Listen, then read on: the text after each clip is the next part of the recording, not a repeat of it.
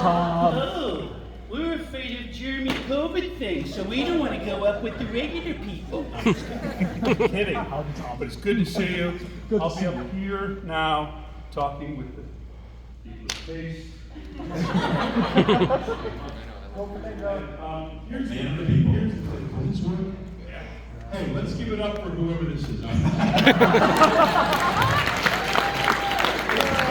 giving you a hard time. Why? Because I can. Here's the thing with me in panels. If any of you watched the YouTube, I'm here today to talk about Back to the Future, the trilogy, now on VHS. I'm sure you do. So make sure you go to your little Intuit computer and order the new Back to the Future trilogy on VHS. A lot of times, if you've seen my panels and everything, I come up and I sing a song, or I act like a goofball, or I do, I do a lot of things that are sort of comedy-like and everything. And here's the thing that happens. By the end of the panel, I finally sit down with poor Edward, and we've got like 7 minutes to actually talk about anything. And because some kid from an action movie that I have no idea who he is, he's coming in with his fans. And believe me, he's spectacular. Though I don't know who he is or anything about his movie, he's really something. So I just thought in this particular one, I've got to sit down and allow whoever this is, I got to let him. I have to let Edward ask me questions. And let you ask questions. I mean, I am getting paid for this. Edward, one way or the other. I'm talking. So that we can have like a little Q&A thing, which is steering it towards a normal panel and not being something really unusual, which is sort of fun, but everyone goes out afterwards going, what did I just experience? Did that man have a nervous breakdown in front of me? What was that? I loved him in the feather bubble, but I'm not sure it was appropriate. Whatever it is. I'm going to go sit with Edward, and aren't we going to have a fabulous time?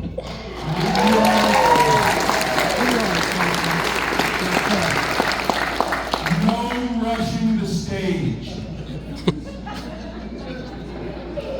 I might ask a question. Oh, yeah, sorry. I want to ask if your son said he always gets faster than so. I think he'll find it funny. A hug works in any language. Yeah, they need to fix their speakers. It's like, All right, Edward, what's up? Let's go. So, I didn't know what to call you backstage. What do you go by? Ty Wilson, Thomas F. Wilson, Mad Dog? yeah, his sounds okay. Yeah. Well, I didn't say I would sit down. I go by Tom. Tom says, when you know that guy in Mike, is this on? Yeah. Hello? Is it on? You don't need I'm it. classically trained No, actor. I you don't need No, your you don't. microphone. You know that guy Michael that you know? Where you call him Mike and he says, really, it's Michael? That never works with Thomas, First of all, in the Actors Union, like Michael J. Fox, J isn't his middle initial, Michael A. Fox. But there was a Mike Fox in the Actors Union, there was a Michael A. Fox, so you have to go with a different name. So when I was going to be in the Actors Union, you have to have a different name. And there was a Tom Wilson and there was a Thomas Wilson. So I went with Thomas F. Wilson, middle name Francis. Thank you. So it was Thomas F. Wilson. But no one will call you that. No one will call you Thomas. So my story about how I just became Thomas, I did the first time I ever did the Tonight Show. Young people don't know what that is, but it was a show on television. Johnny Carson. And I go on, and the talent coordinator says, okay, whatever, and I got my suit, and okay, then you're coming on, then we'll bring you up, Tom Wilson, then you do your stand-up, then you go over to the panel. I said, well, really, you know, in the actors union, it has to be Thomas F. Wilson, because that's my name for career reasons. You know, with the union, it's Thomas F. Wilson. Say, I'll be right back. He goes off. 2 minutes later, he comes back and says, Johnny wants to call you Tom. So I go, okay, okay, I guess it's Tom. So I just went with Tom after that. Finally, the union let me change it to Tom. I know it's confusing to those of you who are not English speakers, but I don't, or, oh, she has to spell out everything. Thomas F. That's F. Hey, for sign language, you could just make up a shorthand for me. And it'll be like, I don't know.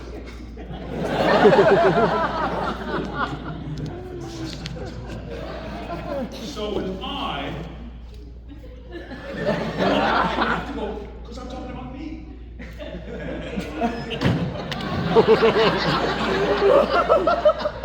Anyway, I've already wasted like 10 minutes. Just as Tom, thanks. Now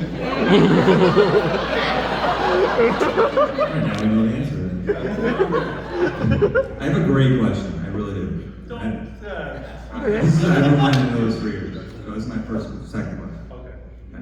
And I know where I was, but where were you on October 21st, 2015? I was at a Paul McCartney concert at Joel's. Okay. So that's how I know. Nobody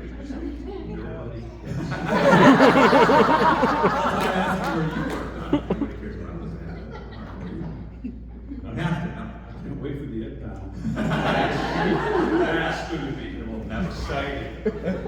exciting. I don't, on October, what was it? I don't, you know what? I was just going like, I don't know where it was. I know exactly where I was. I was recording, I was in a recording session at Nickelodeon for the show Pig Goat Banana Cricket. Don't rush the stage. I was playing a psychotic banana. Isn't that the dream of any kid in America? Someday I'm going to grow up and I'm going to play a psychotic banana on a cartoon. But I really was. It was a Big Goat Banana Cricket, and I played a banana that was just a psycho banana. It was a beautiful banana, sir. But I was at the session because I honestly thought, now I know the movies are very popular, extremely popular. But I didn't know that things would go absolutely berserk like they did. You know, so I'm going to the session thinking, oh yeah, it's that day, yeah. Wonder if anybody's, you know, maybe the fans are doing something or something. And I get to the session and everybody's working their phone with, Tom, have you seen this? You know, there's 700 DeLoreans going through, you know, so it was a huge thing. And then everyone's going on, at me, where are flying cars, butthead? This is a movie 30 years, really, and I don't know anything about it, really. I'm like a psychotic banana. How do you think I feel? Yeah? But that's the true story, yeah, true story. All right, very cool. And you have What other anecdotes do you have about you? How long do we have? No. Okay. So you're a stand-up comedian, as you can tell. I have been, I have been, I'm doing less stand-up. Yeah. But, you know, because I'm, you know, as we see, answering questions. Talk to the people. So can we talk about, I saw an excerpt of you talking about your audition process, and it was incredible. It's an incredible story. Like, probably a lot of people have not heard it here. Can we talk about your active nature audition process? Because it was really cool. Sure. It was the longest process of any audition I've ever had as an actor. Yeah, I went in, my agent got me into, I had been, you know, as I talk about it, like I was in a few TV shows. I was in Knight Rider chasing that kit car. I was in a very special Family Ties. What was it? The one with Joe and the girls in the school. Facts of Life. Facts of Life. Very special facts. I always would say, you know, remember when they would do whatever episode it was, if I was on it, it was on a very special Facts of Life. So I was with Joe, but I had done a lot. I had introduced biscuits in the You're welcome. In fact, sometimes I act it out. I'll do it right now. I was a construction worker who had a piece of chicken, a drink, but something was missing. Fresh buttermilk biscuits made from scratch, boing. And that was the acting that I did. That surprise, like I had a biscuit. So that's the stuff that I did. So I got into this audition for a movie. Steven Spielberg produced, Robert Zemeckis direct, big movie. And I shouldn't have been there because I was kind of commercials and TV and trying to get a movie. Because that's the big cachet, So I get into the audition. The casting, the assistant casting director says, well, you're supposed to be God's gift to acting or something. Let's see how this goes. Really. And I was like, on the spot a little bit. So I went through the scene and let me get Mike in here. Casting director, he comes in. Let me get to, so these people kept coming in and over and over. And then I was called back where you come back and you meet the director and the producers and everything. And I kept having to come back. And I came back and they said, we're gonna put age makeup on you in this audition so that we'll see how you will act as an older person. So I had to go a couple of hours early from the audition, and they glued the pieces, latex pieces on me, did a full makeup thing, and then we did auditions like that with the older character. And then it came to the last audition, which was, they said, Steven Spielberg wants to see you in an audition in his office with the heads of the studio and Steven Spielberg, all the filmmakers, Bob Zemeckis, everybody. And they want you to come over, like tomorrow night, 7 o'clock. I had Bruce Springsteen tickets that night. So I went to the audition, and my now wife, my then hot girlfriend, my now wife of 39 years, still hot. So we were going to the concert. Anyway, so I'm at the audition, and I'm thinking about Bruce Springsteen and everything, but I don't want to blow this audition. And so it's Crispin and I, Crispin Glover, and we're doing the scene. Do you have my homework done, McFly? All that stuff. And Bob Zemeckis just says, hey Tom, I want you to really push him around. I want you to really be, I want to see the savagery of his character. So, the poor guy, I just beat him to a pulp. I was wrapping him around in his shirt and everything. And so I actually lifted Crispin up in the air. I take his shirt or jacket, whatever he's doing, and I grab him and I'm just lifting him into the air, push him into the ceiling. But then, so it's a big choice, right? They say make big choices in your acting, and they can always pull you back, but it's an audition. So I'm way out there, wild, too physical and everything, and that's when, I just think, you idiots. What are you doing? That thought made me forget the lines of the whole scene. So I'm there, in this very unusual position. I put him down, and I just end scene. That's what I Thank you. And they're just Tom, thanks a lot, Tom. Go ahead. Yeah, hey, Crispy, could you sing? And I leave. And I just blew it. I was the saddest person that has ever been recorded at a Bruce Springsteen concert. Everybody, dancing in the dark, and I'm just in section Q, what have I done? And the next day, my agent called and said, hey, you got it. So that was good.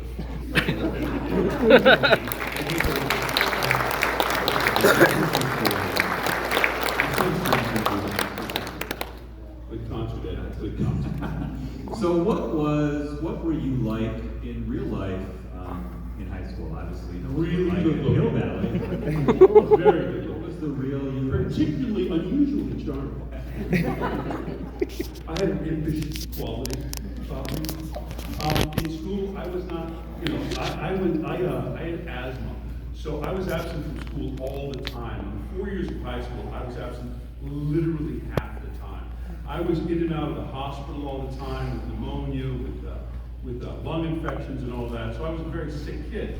Then, not in high school so much, early in high school, I would come back. I was pushed around by a lot of guys in school. So I was that kid at about 11th grade that's just skinny and kind of coughing and wheezing all the time, and then just the genes kick in, so you just start. I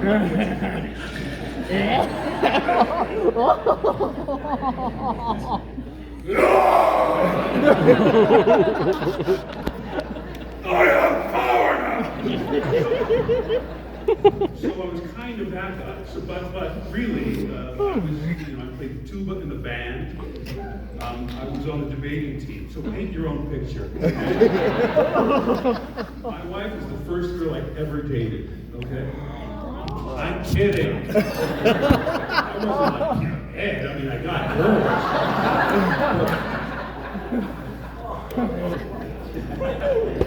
I'm just, but yes, that was me. As far, from like an actual bully, I think as you could get. And I did, I wasn't crazy about playing bully. I didn't, it did not resonate with me, They said, hey, I have to find that character within yourself, And really early on, when I thought these things that actors think, I thought, yeah, find the character within yourself. No, I'm not going to find it. No, it's not, so I actually talk about that process. It's not, you don't have to go, but I made a short film called Humbly Super Famous on that YouTube. So so I talk about the audition process and my approach to actually acting the role in that short film, if you'd like to see me extrapolate. Did that make sense, Ed? Yeah, no, thank you. Great. Everything was great. Very articulate. Do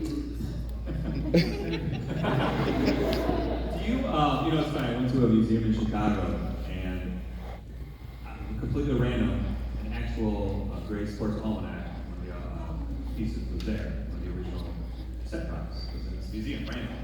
Do you own one of those? Do you own any props from any of the movies? Kind of curious what you may have taken or that you acquired. Take anything. And that's a topic that I don't get into, but if you'll excuse me, my helicopter has come back. I have way less than people think. Everyone thinks it's just like this. I just have one of those vans. I back up a van and shove stuff in. But yeah, a few things that I like very much. It's odd because everybody in their job, has little things that they'd like to keep or they'd like their children to have. My grandfather's tools, he was a carpenter. It means a lot to us, But everything Dad does, it means something. And pass that thing along to your children.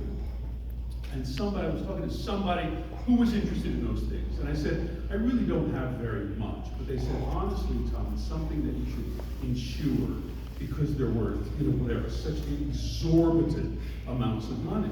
So it becomes an odd thing, because it's just a movie that I did. It's hard to think of it that way, but it is a whole movie. When I watch Back to the Future, it's different than you watching Back to the Future, because it has to be.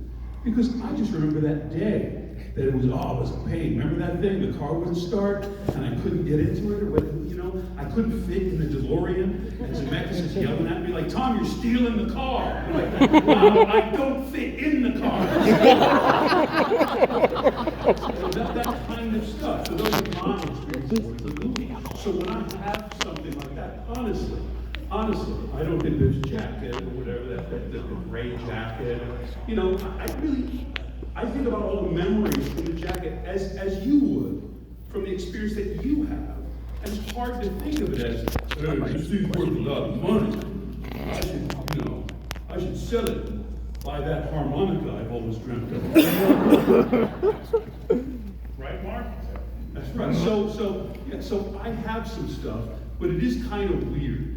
The more people ask, the more people say, well, that's probably worth $17 trillion, man. And it's just, to me, it's kind of worth more than that. You know? But it's just about my life. It's not about something like, wow, you know, I just don't think of it that way.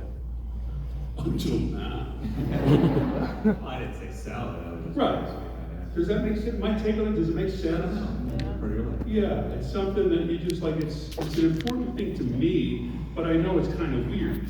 Because you can't just like give your grandson this jack, no, be sure you put it in a safe, son, and don't let anybody see it, you know. But it's an odd thing. But speaking to that, it is an amazing thing that the movie means so much to everybody. And that's why it's valuable. You know, my stuff, it's become the ruby slippers from The Wizard of Oz, you know? Not because it's Hollywood history, but it's Hollywood history that ties into people's hearts. Because it's a simple story. It was, oh, I love that, and the DeLorean. The DeLorean's great. It's great. And the flashing DeLorean, and they go to the future and all that stuff. But it's a simple story, you know, about a boy and his friend, right? An unusual kid who's in trouble with everything, and the scientist that he meets. And he goes into a time machine and meets his mom and dad, you know? Does he like them? What are his mom and dad like? So I think Back to the Future really has struck everybody, for the small story, the little family story, the story that's from the heart, surrounded by great special effects and a flying DeLorean and all kinds of all that stuff. That's great. Do you actually hope? But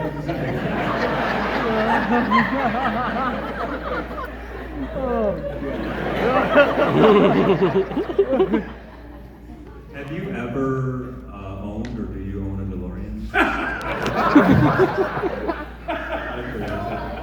I take out trash every Tuesday. DeLorean's a fine automobile. For all of you wonderful DeLorean owners that like a car with, I think, a Pontiac Fiero engine and really good gas mileage. I don't know a thing about cars. All I know is, you know, when I was driving the car wouldn't start. When I was trying to get into the car, I don't fit in the car. So like a Mazda Miata, I can't tell you much about it because I can't fit in it. I can use two DeLoreans as roller skates. Tie my feet to the top and I'll try to play some hockey. But no, in short answer to your question, no, I don't own a DeLorean. I own 7 Batmobiles. Could you talk a little bit about shooting and having to reshoot, obviously, because Eric Stoltz was the original Marty McFly. Some of him is in the movie. You know, if you look, you can see on YouTube and things like that. They show you some of his like arms in one scene or something. But can you talk about maybe was it a painful process of having to reshoot a lot of things, or was it Painful? you know, in terms of time? Edward. Wow. Newsflash, they pay you to be in movies.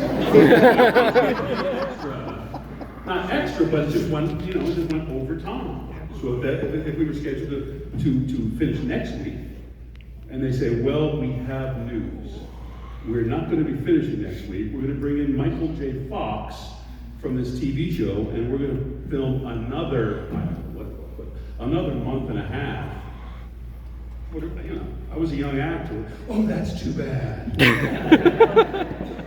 But I still get paid for that time, right? That's a shame. Is he okay? How much have they shot? A lot.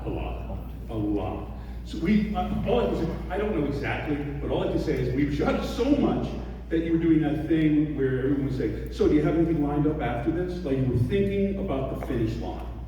And then things were unusual in the set. But you know, I don't, you know, that thing, there's so much legend and folklore about that, that, you know, Paul McCartney doesn't talk a lot about Pete Best, okay? He didn't make it, that wasn't the Beatles.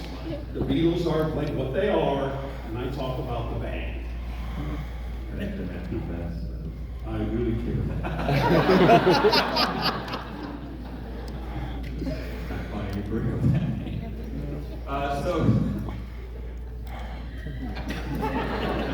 Wanted to ask, oh, by the way, let's take a question. I forgot about this. We have people here, Edward. I'm sorry, and you're sitting on. You're all like, Pete Best is my best friend. I call him Pete's friend. Let's take a couple questions from the audience. Yes, young lady. In the Young lady, hello, kitty. Hello, kitty. Come on up here. Come on up here. You don't have to. It doesn't. Come on. Come on. Come on. Don't be afraid of that. You really. I have had it under control. Hey, it's my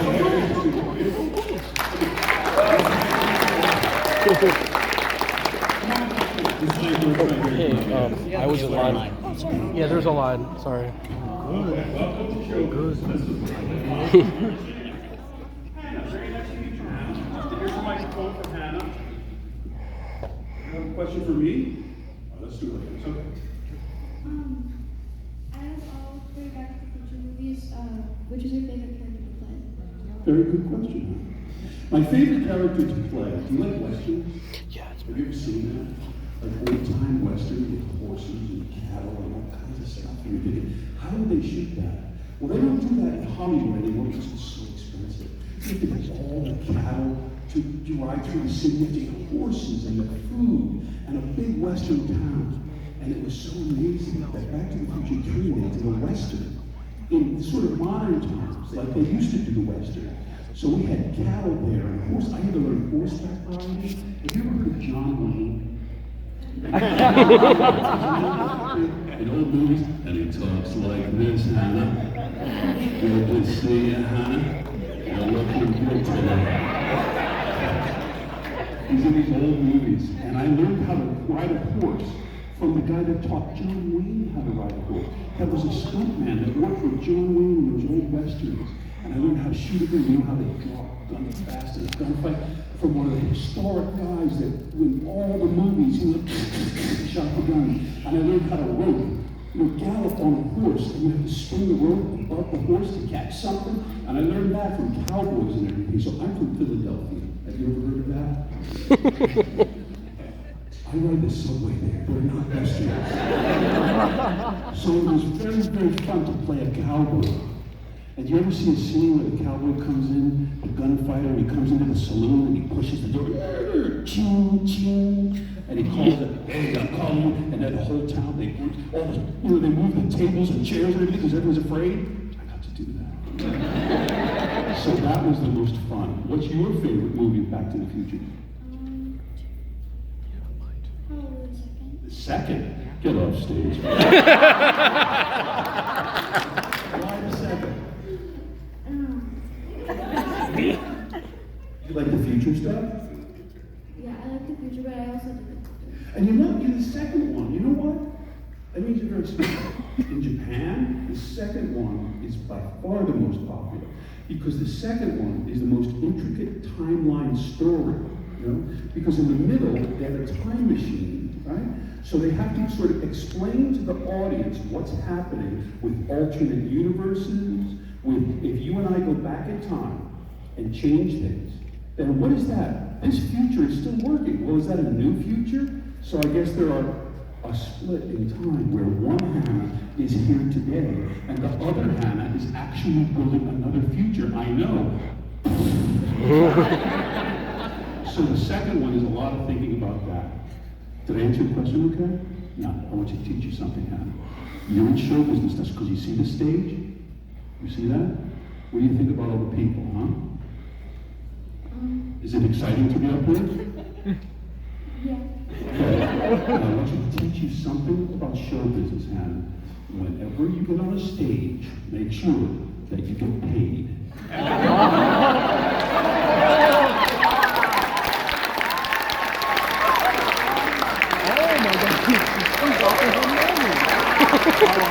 God.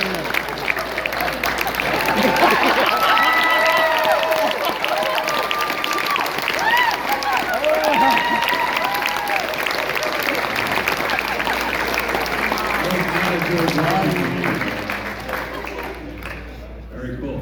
Let's take That a... is it. Everyone else has to shout it. Everybody else. Poor by the end of this thing. Go ahead there. I don't know how to follow up after that. So my question is for you. If you could really time travel, is there a particular time period that you would go to? Like the future or the Old West? Not the 70s when I was in high school. There's so many times. Like, I'm a musician, I love music. I would love to go to the Cavern Club in Liverpool when the Beatles were just new. They weren't even like the Beatles yet. It was just this energy thing that was happening in these nightclubs, this new kind of rock music where guys, it's sweaty and I want to hold your hand. It was just that energy so creatively.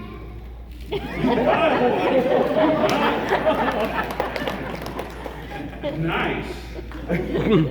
So you're not coming on stage because you're not making $20. Now, kids, I want to hold your hand. Give me the money. So exciting kind of cultural events like that. Of course, who wouldn't love to stand with the wise men at Christmas, you know, and just bring gold, frankincense, myrrh, and maybe a signed DeLorean. Something like that. That would be fascinating and wonderful. What would you? Where would you go? I would probably want to go to like maybe either the future to see where mankind goes, or just maybe it's like 1920s and that era, like the style and everything. What is your name? My name is Linda. Linda. Don't go to the future, Linda. It could have horrible repercussions. Your future is whatever you make it. So make it a good one. I would definitely not go to the future because of that thing where you think like, oh my gosh, is that actually what I look like now? You know, come on, man. I love the present. That's why they call it the present. It's a gift. But, yeah, I don't know about the future. Would you go to the future, Ed? Yeah. Great. Thanks for sharing that.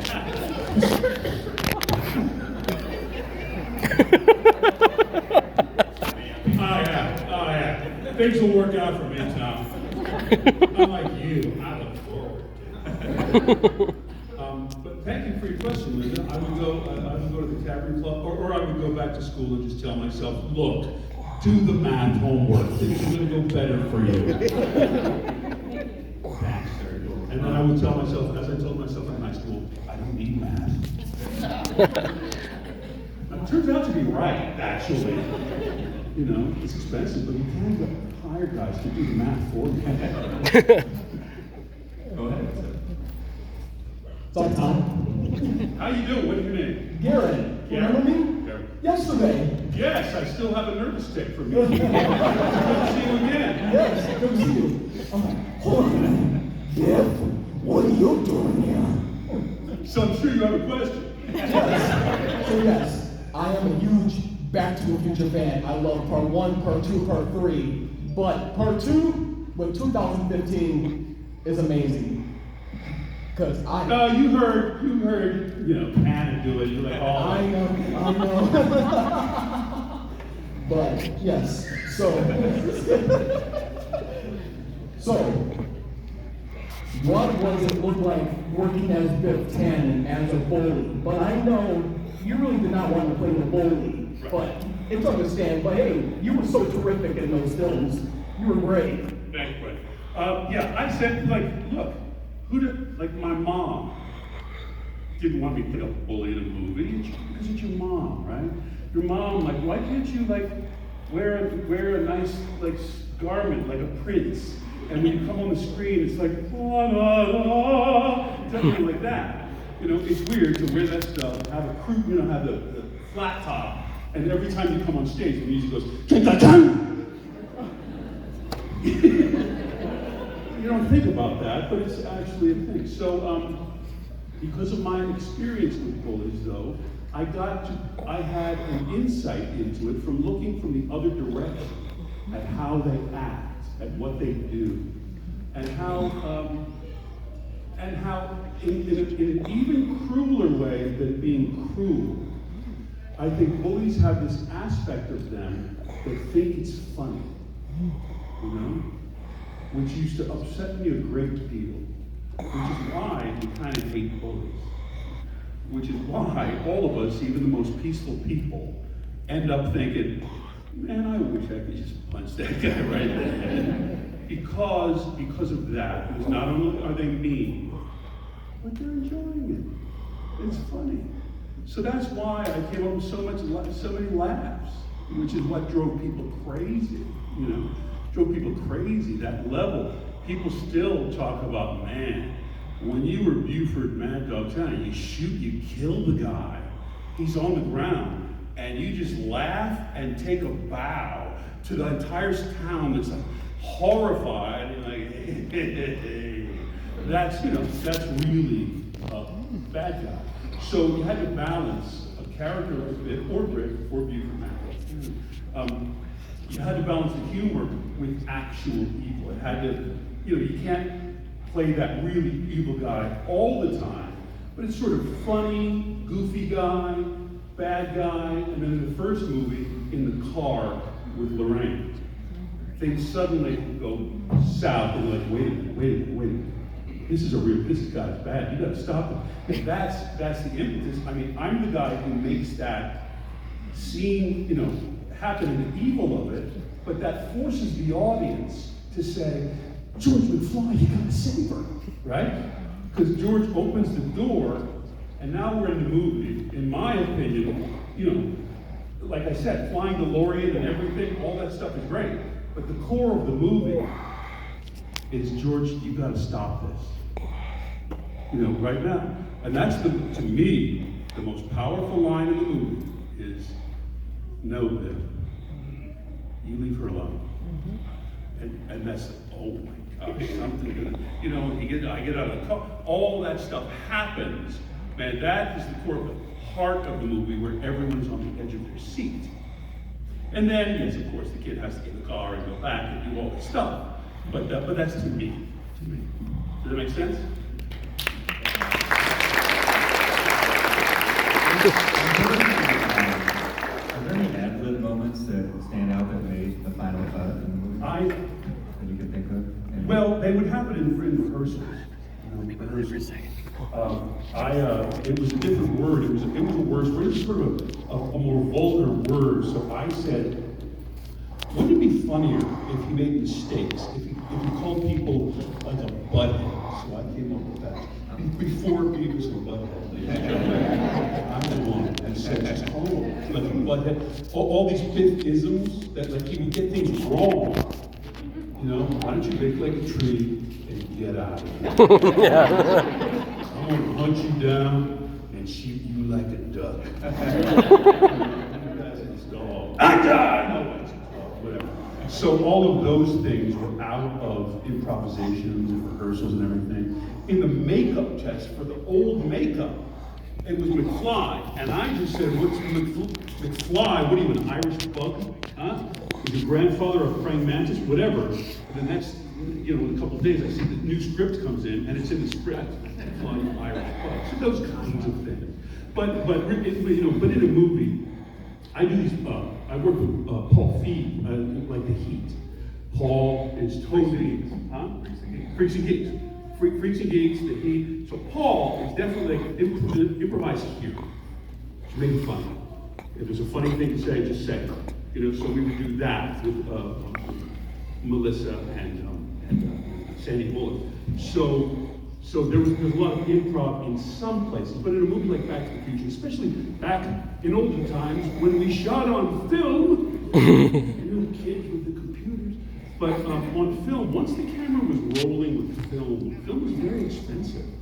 So there's not a lot of goofing around. So we talk about what we might goof around with, and they say, okay, say that, and then do that. But then once the camera rolls, we're doing that scene, and not just wasting time.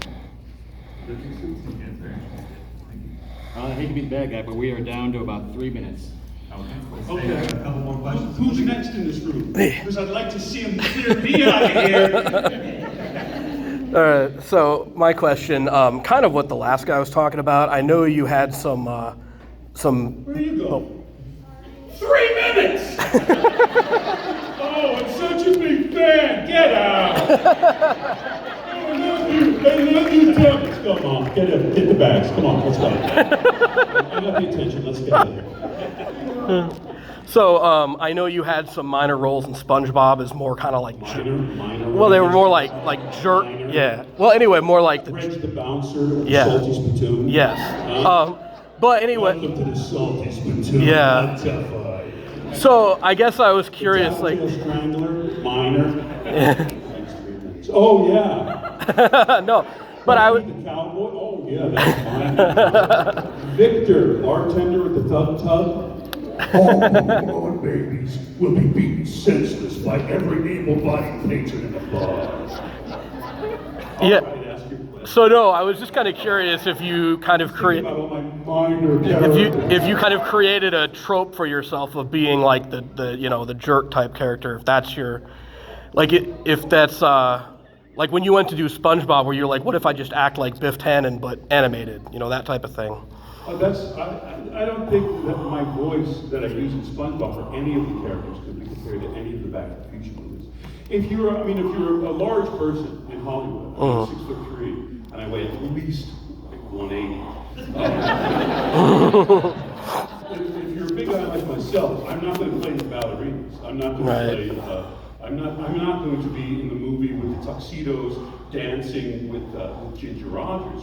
You have to go to a certain degree to what the audience is going to expect of a physically large guy with big shoulders who's incredibly good looking. So I'm going to end up like as I have. Football coaches, all kinds of, next door neighbors, they're angry guys, but there have been very many roles, especially in animation, that are far from a mean guy. And on, and in movies now. I mean, The Heat is very different from it. Andersonville's Civil War movie, very different. A lot of, in TV, a lot of different stuff. So it's all a matter of directors and producers who hire them. Right. Okay, thank you very much. Thank you for enlightening us with